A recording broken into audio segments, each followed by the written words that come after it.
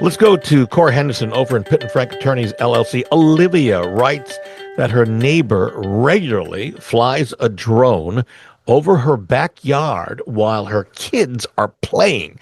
And she wants to know, is that harmless hobby going on there or an invasion of privacy?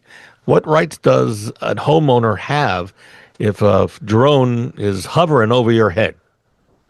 Well, I can imagine how that could be a very common question, especially because hobby drones, what we see quite regularly sold in the stores, whether it be for children or even adults, are very common.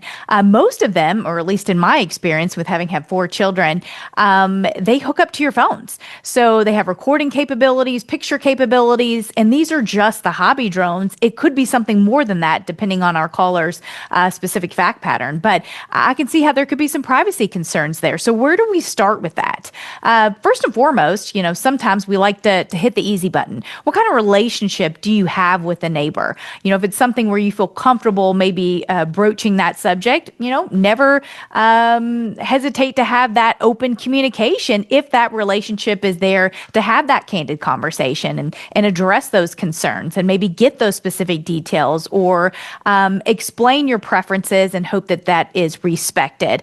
Outside of that, or in addition to that, I think understanding what current deed restrictions may be in place may be a good place to start. So is there an HOA or a condo association? Maybe there are rules and regs in place now for the property that you live in and that you own that controls or dictates certain rights relative to drones. And then outside of that, there are some state and federal laws that speak to that, depending on the size of the drone, the weight, so on and so forth. So in a nutshell, I think that it's a great question and we do want to preserve our privacy. The manner in which we go about that, those next communications and additional legal research is really going to set the stage for the best course of action moving forward. And if you need legal assistance in doing that, there are attorneys that specialize in that as well.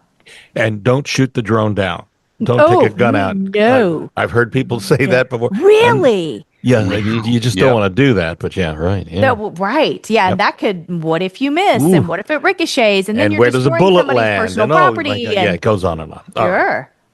All right, we're going to move on. A reminder, you can see, not only hear, but see a replay of our show by going to LouisvilleAnswers.com. That's a redirect to our YouTube channel. The show goes up there. It's available, and you can watch and see us doing this thing. It's kind of behind the scenes by going to LouisvilleAnswers.com. And we have our new marketing book out. I'm proud of it.